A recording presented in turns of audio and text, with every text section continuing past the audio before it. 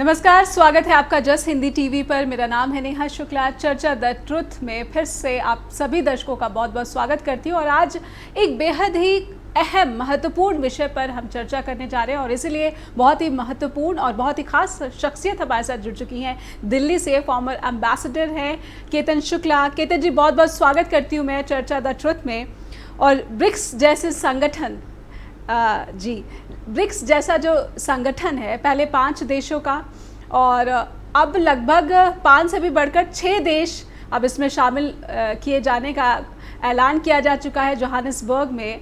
और ऐसा मुझे लगता है शायद पहले कभी नहीं हुआ होगा दुनिया के किसी भी संगठन में, जहां पर दोगुने से भी ज़्यादा देशों को जो है एक साथ संगठन में शामिल करने का ऐलान किया गया। 5 के बजाय 6 देश अब इसमें शामिल हो जाएंगे। 11 की संख्या हो जाएगी जनवरी 2024 से।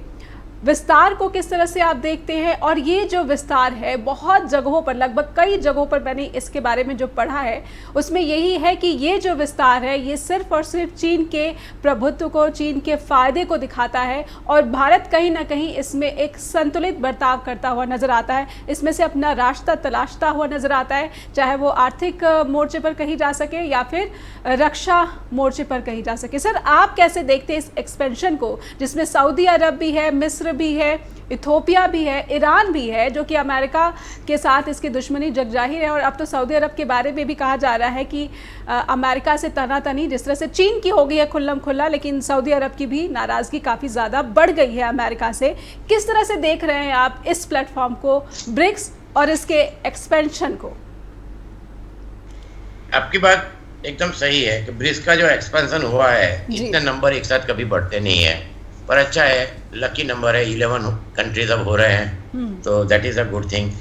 ये जो एक्सपेंशन हुआ है उसमें महत्व की चीज़ ये है कि 4 वेस्ट एशियन कंट्री है, एक लैटिन अमेरिकन है और एक अफ्रीकन कंट्री है। अब जैसे आपने बताया कि इसमें जो कंट्री है उसमें अर्जेंटीना बहुत इंपॉर्टेंट कंट्री है लैटिन अमेरिका में, 3rd लार्जेस्ट कह सकते हैं वहाँ की, ब्राज़ील के बाद। तो और चाइना के साथ यूएन में बिजनेस भी कर रहे हैं। अफ्रीका कंट्री में इंटरेस्टिंग चीज ये है कि इथोपिया जो है वो उनके जो आबी थे वो एक जमाने में अमेरिका के ब्लू आई बॉय थे, उनको नोबेल प्राइज भी मिल चुका था जी। पर आज के दिन में उनका चाइना के साथ उनके संबंध ज़्यादा घनिष्ठ है और एक राइजिंग स्टार थे। पर तीसरा कंट्री ईरान, जैसे आपने बताया कि अमेरिका ने सैंक्शन लगाई हुई है और साथ में रशिया को ड्रोन सप्लाई कर रहे हैं। और पर्टिकुलरली जो यमन है, तो सऊदी अरब, चाइना और यमन में चाइना का काफ़ी है, चाइना ने सऊदी अरेबिया और ईरान के साथ भी संबंध काफ़ी अच्छे किए हैं जी। बाकी जो कंट्री इसमें ज्वाइन करना चाहते हैं, कि जिसको हम कह सकते हैं, एक तो इंडोनेशिया है, वियतनाम है, कि जो हम कह सकते हैं कि हमारे लिए जियोपॉलिटिकली काफ़ी अच्छा रहेगा। बाकी जो कंट्री है अल्जीरिया और कहीं, तो ये सब कंट्री जो है वो 24 कंट्री टोटल है कि जिन्होंने किया है। आपने एकदम सही कहा कि इंडिया इसमें इतना कीन नहीं था। तो इसमें एक चीज़ महत्व की है कि ब्रिक्स एक इम्पोर्टेंट ब्लॉक है और ग्लोबल साउथ में इंडिया अपने आप को लीडर की पोजीशन में रख रहा है। पहले की तरह नाम और G77 जैसी परिस्थिति नहीं है। अभी 2 पोल इम्पोर्टेंट है, एक तो वेस्ट मीन्स जिसको हम नॉर्थ कहते हैं और दूसरा चाइना, और इसमें तीसरा हमारी जो कोशिश है कि एक सदर्न ब्लॉक बने। तो ये विस्तारवाद में चाइना का प्रभाव है, रूस काफ़ी आक्रामक है जी। तो हमारे प्रधानमंत्री ने कहा कि हम इसका समर्थन करते हैं, पर एक चीज़ हमें हमेशा ध्यान में रखनी चाहिए कि हम SCO में भी तभी शामिल हुए थे जब पाकिस्तान भी चाइना ने शामिल किया था जी। तो ओवरऑल इसमें देखा जाए कि जो इजिप्ट है उसके साथ हमारे घनिष्ठ संबंध है, सऊदी अरेबिया और UAE, ये 2 इम्पोर्टेंट कंट्री अगेन। पर सऊदी अरेबिया का आपने एकदम सही कहा कि अब लास्ट 1 साल से आप देखते हो कि उन्होंने ऑयल प्रोडक्शन में भी लास्ट ईयर जो बढ़ाना था नहीं बढ़ाया था, अभी कट करने की बात कर रहे हैं UAE। पर एक चीज़ है कि जो अमेरिका ने इसका रिएक्शन दिया है वो इम्पोर्टेंट है। उन्होंने कहा कि ब्रिक्स से अमेरिका की फॉरेन पॉलिसी में कोई ज़्यादा बड़ा इम्पोर्टेंट चेंज नहीं होगा और नुकसान या चेंज नहीं होगा। और दूसरी चीज़ है, ब्राज़ील के लुला ने भी कहा है कि ये वेस्टर्न, उन्होंने जब अमेरिका अपनी विजिट में गए थे प्रेसिडेंट को मिलने, तब उन्होंने कहा था कि ये जो है वो ये ब्लॉक वेस्टर्न कंट्री के अगेंस्ट नहीं है, दूसरी इंपॉर्टेंट चीज ये है कि यूएई, तो यूएई के साथ हमारा I2U2 एक डायलॉग चल रहा है जिसके अंदर इजराइल है, अमेरिका है, तो ये सब चारों कंट्री है। दूसरा सऊदी अरेबिया के साथ अब्राहम एकॉर्ड के बाद उनके संबंध सुधर गए हैं, इजराइल ने अब अपने लोगों को वहां जाने की परमिशन दी है, और साथ में कॉम्प्रिहेंसिव सिक्योरिटी न्यूक्लियर एग्रीमेंट भी डिस्कस हो रहा है जो चलेगा। अब आप जो कह रहे थे उसमें एक बहुत महत्वपूर्ण जो चेंज हुआ है वो ये हुआ है कि यूक्रेन वॉर के बाद अमेरिका की इन्फ्लुएंस थोड़ी पहले से कम हुई है, पर्टिकुलरली ट्रम्प के टाइम में ज़्यादा कम हुई, पूरा नाटो अलायंस थोड़ा बहुत तितर बितर हो गया था। और अरब स्प्रिंग के टाइम पे ओबामा ने जो इराक में बुश ने इन्वेशन किया था, न्यूक्लियर डील जब साइन करने के लिए ओबामा ने डिस्कस शुरू किया था जुको का, तब भी सऊदी अरेबिया इतना खुश नहीं था। तो जो दोनों लीडर है सऊदी अरेबिया और यूएई के, दोनों काफी यंग है, मोहम्मद बिन सलमान और मोहम्मद बिन जायद, तो ये लोग अमेरिका की इन्फ्लुएंस से थोड़ा बाहर निकलना चाहते हैं, अपनी एक आइडेंटिटी बनाना चाहते हैं। और मिडल ईस्ट में एक जो हम ये नहीं कह सकते चाइना के संबंध उनके साथ अच्छे हैं, चाइना का प्रभुत्व भी है, क्योंकि चाइना एक बहुत बड़ा इम्पोर्टेंट उनका ऑयल का बायर है, और फॉरेन पॉलिसी में चाइना को अमेरिका के जो ह्यूमन राइट इश्यू है, ये सब इश्यू से चाइना को कोई ज़्यादा लेना देना होता नहीं है, और ये सब ऑटोक्रेटिक कंट्री है। तो इस वजह से चाइना और रशिया के लिए ये जो ब्लॉक है हमारे लिए महत्वपूर्ण इसलिए है कि ब्लॉक काफ़ी बहुत ही बड़ा है। जैसे हम यदि देखें तो जीडीपी के हिसाब से 30.7 ट्रिलियन 29 में नियरली 30% जीडीपी जो वर्ल्ड की है वो ब्रिक्स में आती है जी। और 74 ट्रिलियन वर्ल्ड की है। पॉपुलेशन चाइना और इंडिया है तो 46% पॉपुलेशन 3.7 बिलियन लोग है, और वर्ल्ड का 4.3 बिलियन है। मुझे लगता है कि शायद ब्रिक्स वर्ल्ड के पॉपुलेशन के आधे से ज़्यादा को सरपास 10 साल में कर सकता है। तीसरी महत्वपूर्ण चीज़ है ऑयल प्रोडक्शन। तो ब्रिक्स में total oil production 40.4 million barrel per day है, जो 43% टोटल है, और बाकी की वर्ल्ड का 56.9% है। तो चाइना एक और चीज कर रहा है कि ये जो ऑयल ट्रेड है ये युआन में हो, ये जो सऊदी अरेबिया के साथ कोशिश कर रहा है, यूएई के साथ कोशिश कर रहा है, रशिया के साथ उनका 80% ट्रेड रूबल और युआन में है। इस परिस्थिति में आगे जब हम डिस्कस करेंगे करेंसी के लिए ये बहुत ही महत्वपूर्ण रहेगा। और चाइना का जो एक्सपोर्ट है वो वर्ल्ड का 6.2 ट्रिलियन डॉलर है, पूरी वर्ल्ड का 18.6। तो ये ब्लॉक में चाइना का जो एक्सपोर्ट है वो भी काफी है। 60% ब्रिक्स का जो ट्रेड है वो चाइना के साथ है जी। तो ये सब परिस्थिति देखते हुए इकोनॉमी और फाइनेंस में और पॉलिटिकली चाइना का प्रभुत्व ज्यादा है। आपने देखा होगा तो थोड़ी बहुत कंट्रोवर्सी हुई थी कि जो रामफोसा गए थे वो चीन के प्रेसिडेंट को लेने गए थे, उन्होंने अफ्रीका में बहुत बड़ा कॉन्क्लेव भी किया, हमारी भी अच्छी मीटिंग रही है, ब्रिक्स अफ्रीका आउटरीच और ब्रिक्स डायलॉग इवेंट हुए, पर चाइना का जो है वो काफी कॉन्क्रीट रहा है जी। अफ्रीकन कंट्री का बहुत ही महत्व है, क्योंकि हमने लास्ट 5 साल में 45,000 स्कॉलरशिप दी है, और काफी हमारा 50 साल से उनके साथ उनकी आज़ादी में देन उनके जो पॉलिटिकल कई लोग हमारे यहाँ इंडिया में पढ़े हुए हैं, कई हमने प्रोजेक्ट किए हैं, तो हमारी प्रेजेंस काफ़ी, और NRI particularly they are very strong. ये उनका अफ्रीका में काफ़ी महत्वपूर्ण, कई कंट्री में 30 से 40 कंट्री में इकोनॉमी में बहुत महत्वपूर्ण प्रदान है। तो ये सब देखते हुए लगता है कि ब्रिक्स इम्पोर्टेंट है, पर इसमें हम एक जब करेंसी की बात करेंगे तो हमें एक सावधानी रखनी पड़ेगी। दूसरी चीज ये है कि हमारे लिए अपॉर्चुनिटी काफी आएगी जी। केतन सर, जिस फाइनेंशियल चैलेंजेस की आप बात कर रहे थे भारत के लिए, जैसा आपने कहा ब्रेक पर जाने से पहले कि लगभग 60% हम ये अंदाज़ा लगा सकते हैं कि जो व्यापार होता है वो चाइना जो है इन देशों के साथ करता है, इन देशों का चाइना के साथ है।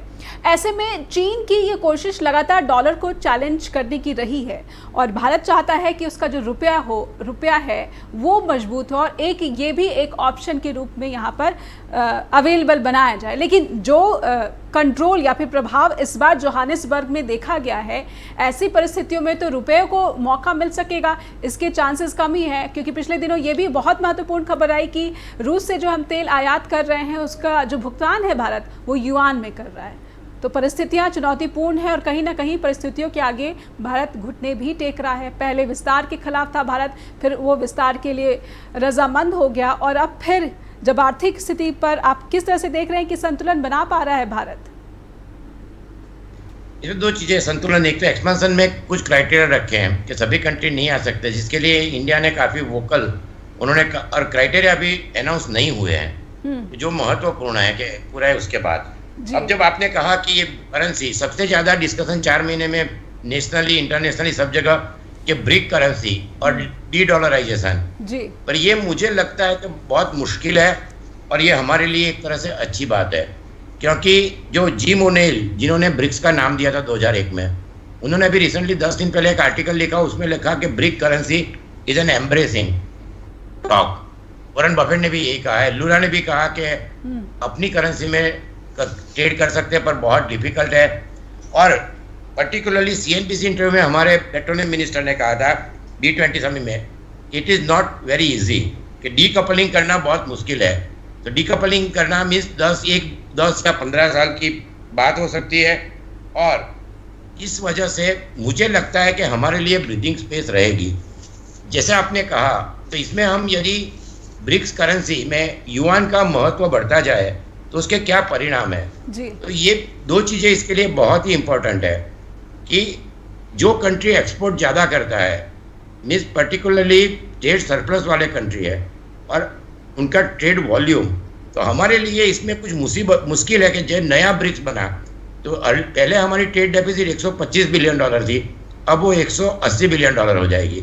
एक रीज़न उसमें सऊदी अरेबिया और यूएई का ऑयल आता है, और चाइना के साथ हमारा ट्रेड डेफिसिट है वो 130 बिलियन डॉलर के आसपास, जो हम यदि हांगकांग को भी गिने तो ये एक बहुत बड़ा है। चाइना का trade surplus nearly 857 billion dollar, कह सकते हैं $1 ट्रिलियन तक पहुंच सकता है 2 या 3 साल में। और चाइना की जो ट्रेड सरप्लस है पर्टिकुलरली अमेरिका के साथ 263 बिलियन डॉलर है, यूके मैक्सिको के साथ 60 बिलियन डॉलर है। इंटरेस्टिंग ये है कि वियतनाम के साथ भी चाइना की ट्रेड सरप्लस 56 बिलियन डॉलर है, और वियतनाम का ट्रेड सरप्लस फर्स्ट क्वार्टर में 12 बिलियन डॉलर। मीन्स चाइना से जो चीज़ आती है उसको वियतनाम आगे एक्सपोर्ट वैल्यू एडिशन करके एक्सपोर्ट कर रहा है। ये बहुत ही सप्लाई चेन के लिए हमारे लिए भी इम्पोर्टेंट रहेगा जी। चाइना की डेफिसिट बहुत कम कंट्री के साथ है, पर्टिकुलरली जो है कोरिया 38 बिलियन डॉलर है, ताइवान 155 बिलियन डॉलर है। ये भी कह सकते हैं कि ट्रेड डेफिसिट जो है ताइवान के साथ वो इतनी गंभीर नहीं है। ऑस्ट्रेलिया के साथ 60 बिलियन डॉलर एग्रीकल्चर और उसकी वजह से पर्टिकुलर ब्राज़ील, तो ब्राज़ील का भी ट्रेड सरप्लस चाइना के साथ नियरली 50 बिलियन डॉलर है। तो इस परिस्थिति में हम यदि देखें तो हमारे लिए इम्पोर्टेंट चीज़ है कि एक तो हमारा ट्रेड वॉल्यूम बढ़ना चाहिए, एक्सपोर्ट बढ़ना चाहिए, और जो global supply chain China plus की जो बात हो रही है, ऑनशोरिंग, जो अमेरिका के आज के दिन में मैक्सिको चाइना अमेरिका का नंबर 1 ट्रेड पार्टनर हो गया है जी। और यूरोप में भी ये चाइना प्लस के लिए हमें ब्रिक्स में एक फायदा है कि ब्रिक्स कम्युनिक में भी कहा है कि UN security council, IMF, world bank, सब इंटरनेशनल WTO, उसमें इंडिया, ब्राज़ील और साउथ अफ्रीका को प्रोमिनेंस देना चाहिए।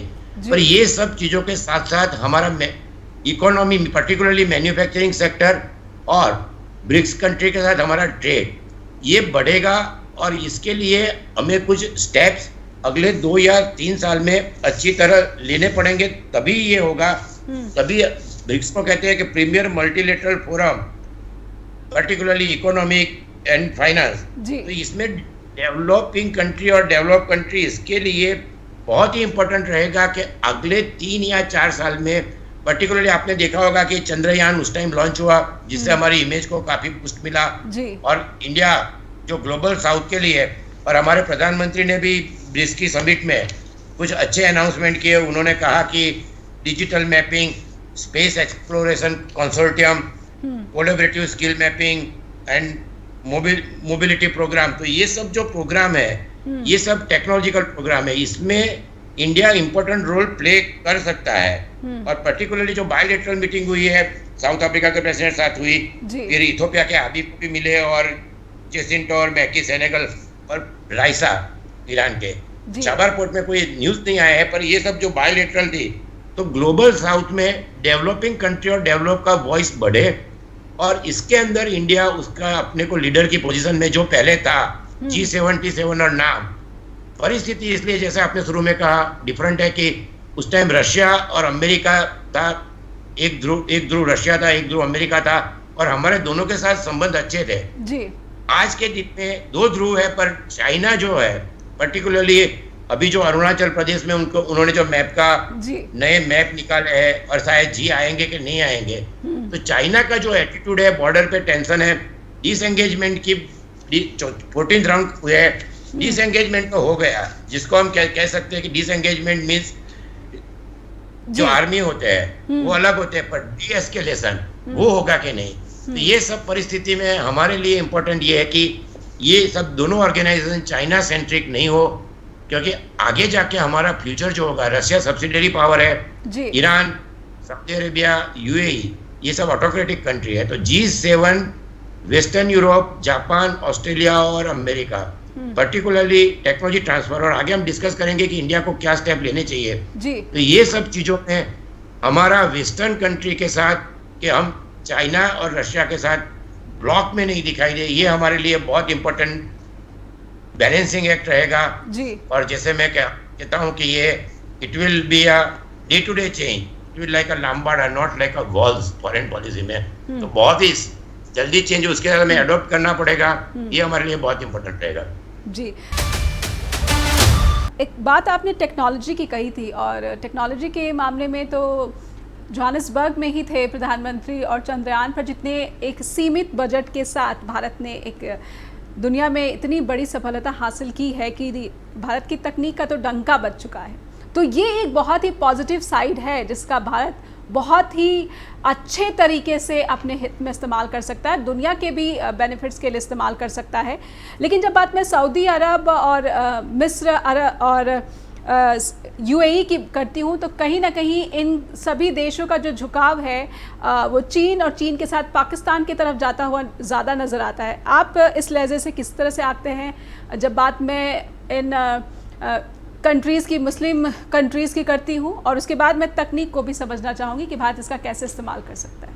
जी सर। इसमें ये कि हमारे संबंध पहले से मिडिल ईस्ट के साथ काफ़ी अच्छे हैं। सऊदी अरेबियन प्रिंस शायद G20 में आएंगे, यूए के साथ हमने एग्रीमेंट किया है ऑलरेडी कि रुपये और उसमें पेमेंट हो सके यूए के साथ जी। संबंध हमारे अच्छे हैं, पर चाइना का जो इकोनॉमिक डोमिनेंस है, तो इसके लिए उनकी इन्फ्लुएंस मिडिल ईस्ट में भी रहेगी, ईरान के साथ भी रहेगी। हमारे लिए एक अच्छी चीज़ ये है कि ब्रिक्स करेंसी का जो डिस्कशन हुआ है, मुझे लगता है कि 1 या 2 दशक तक डॉलर को कोई रिप्लेस नहीं कर सकता। उसके पर्टिकुलरली 2 वजह, 3-4 वजह। एक तो कि चाइना सडनली उनकी इकोनॉमी बहुत ही ज़्यादा पहले से जितना लोग सोचते थे उतनी स्ट्रांग नहीं है जी अभी आज के दिन में, और फॉरेन फंड बेच रहे हैं, प्रॉपर्टी मार्केट में स्लम्प है, लोकल गवर्नमेंट डेट बढ़ गया है। और आपको ताज्जुब होगा कि चाइना मॉनेटरी पॉलिसी ईजिंग कर रही है, जहाँ जो पूरी दुनिया में टाइटनिंग हो रही है, तो वो पूरी दुनिया के विपरीत जा रहा है। यूएस बॉन्ड 3% चाइना से ज़्यादा रिटर्न दे रहा है। तो ये सब परिस्थिति में चाइना को अब ये, और पर्टिकुलर जैसे मैंने कहा चाइना प्लस, तो इसकी इम्पैक्ट तो चाइना पे होगी। और ये जो हमें एक बहुत बड़ा ब्रीदिंग स्पेस मिलेगा जो बाकी कंट्री के लिए भी, जैसे आपने देखा होगा वियतनाम, मलेशिया, ताइवान, सब ने जो मैप है, तो ये सभी कंट्री जो इंडियन ओशन और एशिया पैसिफिक में है जी। ये सभी कंट्री को, दूसरी चीज़ ये है कि जो बैंक, न्यू डेवलपमेंट बैंक जो चाइना ने की थी, वो उसका 67% आज के दिन में भी डॉलर में ट्रांजैक्शन होता है, और वो $30 बिलियन है, comparison IMF and world bank का $100 बिलियन। तो ये मुझे लगता है कि ये भी कोई बड़ी बात नहीं हो सकती। ब्रिक्स पे 2018 से बात हो रही है, वो भी मुझे लगता है टाइम लगेगा। और एक दूसरी चीज़ ये हुई है कि जब ब्रिक्स हुई तो स्विफ्ट में जो दुनिया में 11,000 फाइनेंशियल इंस्टीट्यूशन और 200 कंट्री का ट्रांजेक्शन, उसमें 37% से फॉरेन इसमें 46%, इतना इंक्रीज सिर्फ ट्रांजैक्शन में हो गया जी। तो ये चीज़ें बता रही कि डॉलर वो स्ट्रांग रहेगा। अब जैसे आपने कहा कि इसमें इंडिया, तो इंडिया के लिए अब चाइना का, इंडिया से 5 गुनी इकोनॉमी जो ब्रिक्स से सभी कंट्री को मिला है, उनसे भी चाइना की GDP 4 गुनी है। जैसे ट्रेड का हमने डिस्कस किया, हमारे लिए चंद्रयान के बाद एक जो इंडस्ट्री 4 एक कंसेप्ट है जो मैनेजमेंट में चल रहा है कि ease of doing business, GST, FDI reform, infrastructure and research and development. जी। इसरो जो है एक कमरे में शुरू हुआ था, एमजी साइंस, जब मैं पढ़ा हूँ, वहां से यहाँ तक पहुंचा है। उनकी जो कॉस्ट होती है वो 10% होती है नासा से। जो साइंटिस्ट है वो आईआईटी के जो मेजोरिटी है वो अमेरिका जाते हैं, बाकी कंट्री में। ये सभी इंडियन इंजीनियरिंग कॉलेज में पढ़े हुए हैं, मीन्स पूरे इंडिया में। और ये जो अचीवमेंट है वो बहुत बड़ी अचीवमेंट है। विक्रम साराभाई ने जो 1967 में इसरो शुरू किया था जी। और उसके बाद आर्यभट्ट लैंडमार्क है 1975 में, चंद्रयान 1, अब देखो ये 3। तो ये जो है हमारे दो चीजें हैं। मैं 2001 में एक डिफेंस कोर्स में था हवाई में, तो नासा का जो एक पेपर है उसमें उन्होंने कहा था कि ISRO is 10% cheaper and resolution is 10 times better than Russian satellite, क्योंकि हमारा सैटेलाइट में भी तो ये चीज जो है कि हमने कहीं सैटेलाइट लॉन्च की है, ये हमारे लिए एक बहुत बड़ी पॉसिबिलिटीज है। दूसरी पॉसिबिलिटी ये है कि ग्लोबल सप्लाई चेन में चाइना प्लस में हमें साइंस एंड टेक्नोलॉजी का काफ़ी रिसर्च एंड डेवलपमेंट हमारे देश में बहुत कम है। तो मैन्युफैक्चरिंग में हमारा 13% से 25% अगले 5 साल में हमें पहुंचना चाहिए। जैसे बांग्लादेश अभी और वियतनाम आज के दिन में पर कैपिटा उनकी हमारे से ज़्यादा है और उनका जीडीपी ग्रोथ रेट भी काफ़ी अच्छा है। तो टोटल क्वालिटी मैनेजमेंट के साथ चीप पर वर्ल्ड क्लास क्वालिटी वाली प्रोडक्ट हमें मैन्युफैक्चरिंग में करनी पड़ेगी। एक निसान के सीईओ थे घोषान, उन्होंने कहा था डू मोर विथ लेस। जितने भी हमारे रिसोर्सेज है बट वी कैन डिलीवर। जैसे आपने देखा होगा कि 1953 में भाभा एटॉमिक रिसर्च सेंटर या इसरो या यदि हम देखें IIM IIT कि जिनकी एक जमाने में फीस 5,000 रुपया होती थी पर साल, वही लोग आज CEO है। सो इंडिया डिलीवर कर सकता है। इसके लिए हमें कुछ चीज़ें करनी पड़ेगी। एक तो fusion of intelligent and digital technology, जिसकी बातें हम काफ़ी दिनों से कर रहे हैं, एंड इंडस्ट्री मैन्युफैक्चरिंग प्रोसेस के अंदर biotechnology, nano technology, automation, robotic, artificial intelligence, ये सभी चीज़ें की वजह से हम ये कह सकते हैं कि एक स्टेज आगे नहीं। टेक्नोलॉजी में ये होता है कि आप स्टेज वाइज नहीं जाते हो, तो लीप फ्रॉगिंग, तो आप एक स्टेज आगे निकल सकते हो कि जैसे चाइना को कैचअप करना है। तो ये सब चीज़ों में हमें आगे बढ़ना पड़ेगा।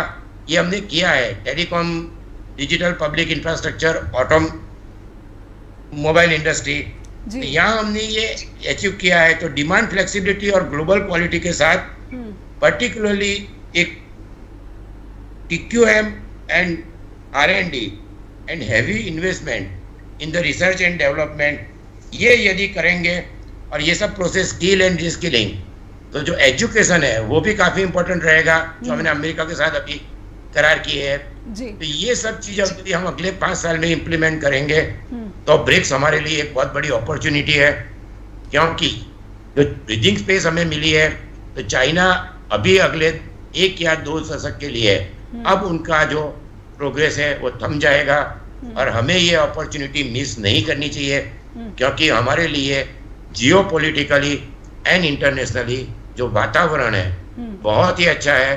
So this is a big opportunity, every crisis is opportunity, ये हम कह सकते हैं कि ये हम मिस करेंगे तो देन ये बहुत बड़ी एक आगे जाके विडंबना खड़ी हो सकती है। ये गोल्डन अपॉर्चुनिटी है और अगर ये मिस हो गई तो ये दोबारा शायद ही जो है मिल सकती है। लेकिन सर एक बात ये भी ब्रिक्स के बारे में कहा जाता है कि ये अमेरिका और पश्चिमी देशों का एक पूरे जो प्रभुत्व है, जो हर अंतर्राष्ट्रीय संस्थाओं पर एक कंट्रोल सा दिखता है, प्रभाव सा दिखता है, उसको कमज़ोर करने का भी दिखता है। तो क्या जब से ब्रिक्स फॉर्म हुआ है कितना सक्सेसफुल आप मानते हैं और कितना सक्सेसफुल आगे भी हो जाएगा, और जो भारत के पास अपॉर्चुनिटी है इसका कैसे इस्तेमाल किया जा सकेगा? अगर चीन की जो इकोनॉमी है वो स्लो हो जाती है, भारत वो परफॉर्म कर लेता है, जैसा आपने कहा है वो 5 सालों में परफॉर्म कर लेता है, तो फिर ऐसे विश्व में, ऐसे भविष्य के विश्व में आप किस तरह से आंकते हैं कि दुनिया काम करेगी? अमेरिका का प्रभुत्व कम हो जाएगा, जो यूरोप का प्रभुत्व है वो अंतर्राष्ट्रीय संस्थाओं पर कम हो जाएगा, और भारत की परिस्थिति किस तरह से फिर आप देख पा रहे हैं? ये तो 2 चीज़ें हैं। कि डिप्लोमेसी में एक रियलिस्टिक एंड प्रैग्मेटिक अप्रोच रखना चाहिए। अमेरिका 2 दशक तक प्रभुत्व रहेगा वेस्टर्न कंट्रीज अमेरिका का। ब्रिक्स का आपने जैसे हमने पहले भी डिस्कस किया कि 5 और 11 कंट्री फिगर्स बड़े हैं, पर उनका वर्ल्ड बैंक, IMF या स्विफ्ट के फाइनेंशियल इंस्टीट्यूट, ये सब में कोई बहुत ही अर्थ सीकिंग रिजल्ट आने वाले नहीं है। इसलिए हमारे लिए अपॉर्चुनिटी होगी, पर हमारे लिए सबसे इंपॉर्टेंट चीज़ ये है कि टेक्नोलॉजी ट्रांसफर। हमारा अभी भी 50% रशिया से है, बाकी भी जो चीज़ें हैं हम अमेरिका से इंपोर्ट कर रहे हैं, टेक्नोलॉजी ट्रांसफर से बना रहे हैं, फ्रांस से ले रहे हैं। तो हमें ये सब फील्ड में इंडिया के अंदर, जैसे इसरो का इतना और बाबा एटॉमिक, इसमें इतना अच्छा प्रोग्रेस हुआ, इसी तरह की प्रोग्रेस हम nano technology, biotechnology, artificial intelligence, तो ये हमें करना पड़ेगा और उसको इंडस्ट्री, एजुकेशन सबके साथ इंटीग्रेट करना पड़ेगा। 5 साल बाद भी हमारी इकोनॉमी चाइना से 1/3 रहेगी, अभी जो 1/5 है। तो हमें ये सब परिप्रेक्ष्य में ये देखना चाहिए कि हमारा लॉन्ग टर्म इंटरेस्ट किस चीज में है, नेशन फर्स्ट, और ये अगला हमारा पूरा 30 या 40 साल का भविष्य ये 10 साल डिसाइड करेंगे कि हम 3 चीजें, जैसे मैंने कहा, हमारी इकोनॉमी, टेक्नोलॉजी ट्रांसफर और एजुकेशन में मैं रिसर्च एंड डेवलपमेंट को भी गिनता हूँ। ये 3 चीजों में हमने, जिसका अभी भारत की सरकार की तरफ से ऐलान भी हुआ, जिसपे काफ़ी तारीफें भी, लगभग इंडियन एक्सप्रेस में भी मैंने देखा था, काफ़ी तारीफें हो रही थी। रिसर्च एंड डेवलपमेंट जो एक फोरम शुरू हो रहा है, इसका ऐलान किया गया। जिस रफ्तार की बात ब्रेक पर जाने से पहले मैं कर रही थी कि आपने जो सेक्टर में स्टेप्स लेने की बात कही है, क्या हमारी जो रफ्तार है वो सही है या फिर इससे 2 गुना 3 गुना रफ्तार करने की ज़रूरत है? रफ्तार बढ़ानी पड़ेगी। इसे 2 गुना 3 गुना नहीं, जो मैक्सिमम हो सकता है वो करना पड़ेगा, क्योंकि इसमें ये है कि जो आगे की जियोपॉलिटिकल सिचुएशन है उसके मुताबिक हमें प्रोग्रेस करनी चाहिए। और जैसे आपने कहा कि क्या हो सकता है, तो जैसे चिप मैन्युफैक्चरिंग, ये हमारे लिए बहुत बड़ी अपॉर्चुनिटी है। 2 साल से हम बात कर रहे हैं, पर वियतनाम में कई चीज़ें चाइना की, या टेक्सटाइल में बांग्लादेश, तो ये सब चीज़ें 4-5 साल में ऑलरेडी मूव होती जा रही है जी। तो चाइना प्लस का है, तो पर्टिकुलरली जैसे हमने जेनेरिक ड्रग, हमारे कई बड़े अच्छे पॉइंट हैं, हमारे पास अच्छे साइंस स्टूडेंट हैं, इंजीनियर्स है। मैं ये नहीं कहता, एजुकेशन भी इम्प्रूव करना चाहिए। पहले जो 20 साल पहले एजुकेशन था, उसे आज के दिन में हम उसको कंपेयर करें तो बहुत डिफरेंट सिचुएशन है। तो जो मैन्युफैक्चरिंग है उसमें एडिटिव मैन्युफैक्चरिंग, जैसे 3D प्रिंटिंग है, सिमुलेटर है, क्लाउड कंप्यूटिंग है, साइबर सिक्योरिटी है, ये सभी चीज़ों में भारत के लिए इंटीग्रेट करना ज़्यादा मुश्किल नहीं है, और ये सब चीज़ें हम कर सकते हैं। ये सब चीज़ें हम जितनी जल्दी कर सके, ये 2, 3, 4, 5 साल जो आपने कहा, मैंने भी कई सालों से हम सुनते हैं कि ये होगा वो होगा, तो ये क्या कहते हैं, एक क्राइसिस सिचुएशन की तरह लेके अगले 5 साल का रोड मैप बन के वो अचीव होना चाहिए। ये हो सकता है, और मुझे लगता है कि ये गोल्डन अपॉर्चुनिटी है। चाइना प्लस में हम चाइना को सप्लाई चेन में रिप्लेस कर सकते हैं, प्रोवाइडेड हम चीप, क्वालिटी, कॉस्ट, ये सभी चीज़ों में ध्यान रख के, जिसे कहते हैं टोटल क्वालिटी मैनेजमेंट। और ये चीज़ बातें करने से नहीं होगी, क्योंकि कई सालों से ये सब चीज़ें हैं। आप जो कहते हैं रफ्तार काफ़ी बढ़नी चाहिए। जैसे कि आपने देखा होगा कि जर्मनी और जापान सेकेंड वर्ल्ड वॉर के बाद, हम कोरिया और जापान के साथ 67 तक थे। अब आप उनकी रफ्तार देखिए, वो कहाँ से कहाँ, चाइना 90 तक हमारे साथ था, ये 20 साल। हमारे पास एक 10 या 20 साल की जो विंडो है, आज जहाँ चाइना है, आज जहाँ जर्मनी है, आज जहाँ जापान है, वहीं हमें एक गोल बनाना चाहिए कि हम वहाँ तक पहुँचेंगे। हमारे पास डेमोग्राफी एडवांटेज है, हमारी जियोपॉलिटिकल सिचुएशन है, तो ये सब चीज़ों को देखते हुए रफ्तार बढ़नी चाहिए, और मैं मानता हूँ काफ़ी बढ़नी चाहिए। ये जी जितनी होनी चाहिए इतनी है। ऐसे में एक डेवलपमेंट मॉडल पर एक सवाल उठते रहे हैं सर, कि चीन ने जिस डेवलपमेंट मॉडल को अपनाया, क्या भारत को भी उसी को कॉपी करना चाहिए? भारत को खुद का जो है एक डेवलपमेंट मॉडल जो तैयार करना चाहिए, जहाँ पे जो भारत का ग्रामीण इलाके हैं वहाँ पर ज़्यादा इंफ्रास्ट्रक्चर और जो विकास परियोजनाएं हैं वहाँ पर ज़्यादा इन्वेस्टमेंट होना चाहिए। और ये भी एक रास्ता हो सकता है कि ब्रिक्स जैसे संगठन ही नहीं बल्कि चाहे वो G7 क्यों ना हो या फिर जो G20 जैसे जो ग्रुप्स हैं वहाँ क्यों ना हो, इस मॉडल से जो भारत है वो बहुत कुछ पा सकता है, क्योंकि उसके पास युवा शक्ति भी है, युवा धन भी है, और जैसा आपने कहा कि गोल्डन अपॉर्चुनिटी भी है। आपकी बात एकदम सही है। इसमें चाइनीज मॉडल हमें अडॉप्ट करने की जरूरत नहीं है, क्योंकि हमारा जो है, जैसे आपने कहा एग्रीकल्चर, तो हमारी मेजोरिटी जो जॉब है एग्रीकल्चर 50%, तो मैन्युफैक्चरिंग हम 13 से 25% बढ़ाएंगे। कह रहे तो ये है कि मैन्युफैक्चरिंग 5 या 10 साल में बढ़ना चाहिए, 13 से हम 25 या 30% पे पहुंचे। पर उसके बावजूद भी जो डेमोग्राफी है हमारी, उसकी वजह से एग्रीकल्चर का बहुत ही महत्वपूर्ण रोल रहेगा। और उसके अंदर हम काफ़ी स्टोरेज और ये सब में 20 से 30% जो होता है, हम एग्रीकल्चर में अगेन एक दुनिया में बहुत बड़े एक्सपोर्टर और सप्लायर बन सकते हैं, जैसे कि यूक्रेन है, ब्राज़ील है। तो ये सब चीज़ों को, एग्रीकल्चर से हमें जॉब भी मिलेगी, और एग्रीकल्चर में हम कई चीज़ों में दुनिया में हमारा नंबर 1 या 2 है, पर हमारी एक्सपोर्ट करने की, जैसे शुगर, वी आर नंबर 1 5 साल से है, पर अभी एक्सपोर्ट नहीं कर सकते।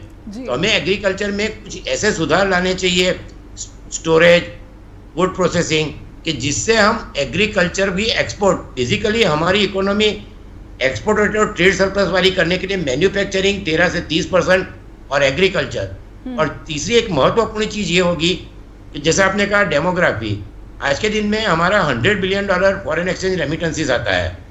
5 या 10 साल बाद इवन रशिया, जापान, मैं कहता हूँ चाइना इवन, और यूरोप, तो दुनिया के काफ़ी कंट्रीज़ में भारतीय लोग माइग्रेशन इजीली कर पाएंगे।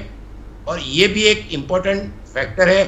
तो हमें हमारा एजुकेशन, जो $7 बिलियन इंडिया के स्टूडेंट बाहर जाके पढ़ रहे हैं, हमारी एजुकेशन इंस्टीट्यूट भी काफ़ी अच्छी करनी चाहिए। तो वो डेमोग्राफिक डिविडेंड, जो $100 बिलियन रेमिटेंस कम नहीं है, और वो ज़्यादातर रेमिटेंसेस मिडिल क्लास या जो स्किल वर्कर है मिडिल ईस्ट से वो करते हैं। तो ये सब परिस्थिति में हमारे पास ये जो स्किल लेबर और ये make in India, skill India पर, अब हमें उसको युद्ध के दौरान से हाई स्किल लेबर, जैसे मैंने कहा कि ये सब तो फील्ड है, वो सब हाई स्किल लेबर मांगते हैं। तो ऐसी 15 से 20 या 30 इंस्टीट्यूट बनानी चाहिए। तो मैं कह सकता हूँ कि 2035 में हमारा भविष्य काफ़ी उज्जवल होगा। एंड देन कह सकते हैं कि हम ग्लोबल साउथ के लीडर है।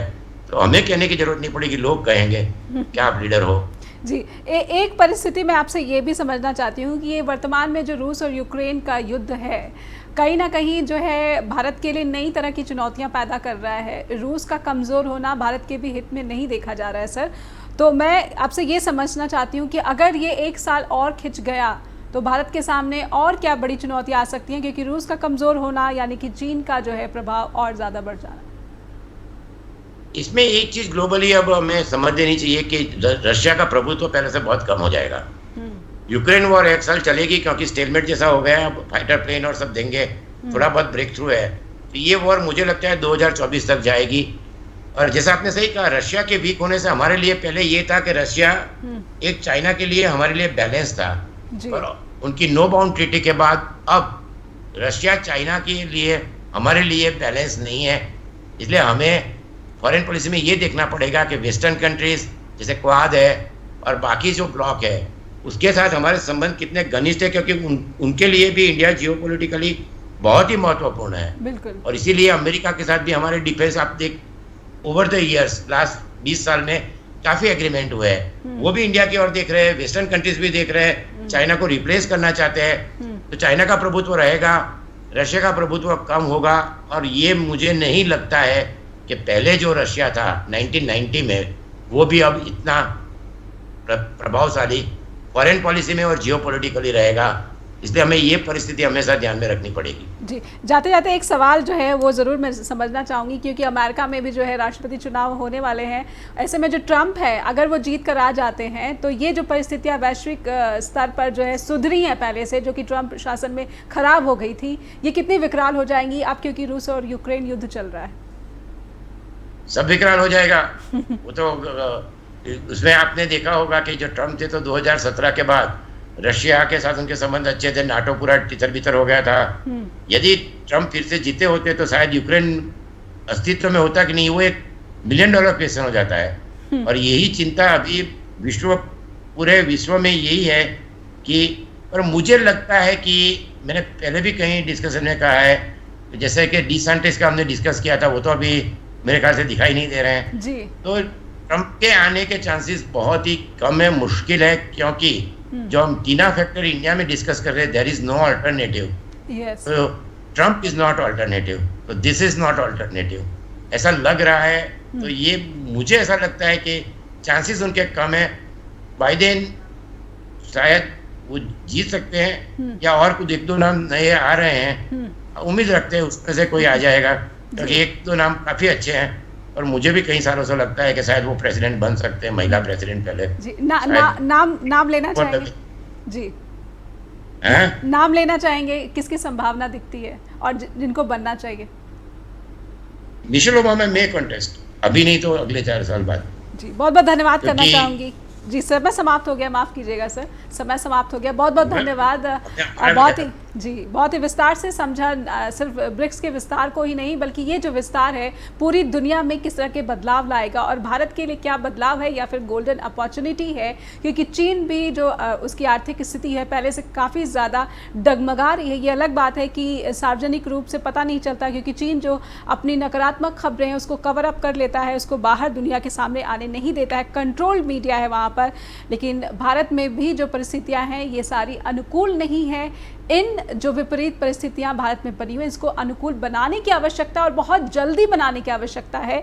और उम्मीद करती हूँ कि जो नेता अगर हमें सुन पा रहे हैं तो इस बात पर ध्यान दें, विशेष ध्यान दें, क्योंकि समय बहुत तेज़ी से गुजर रहा है। बहुत बहुत धन्यवाद करना चाहूँगी केतन सर आपका भी, और अब दर्शकों से अनुरोध है कि कृपया हमें अपना फीडबैक ज़रूर भेजें info@justbroadcasting.com पर, और neha@justbroadcasting.com पर भी मुझे आपके ईमेल्स का हर रोज़ इंतज़ार रहता है। फिर अगले हफ्ते होगी मुलाकात। धन्यवाद।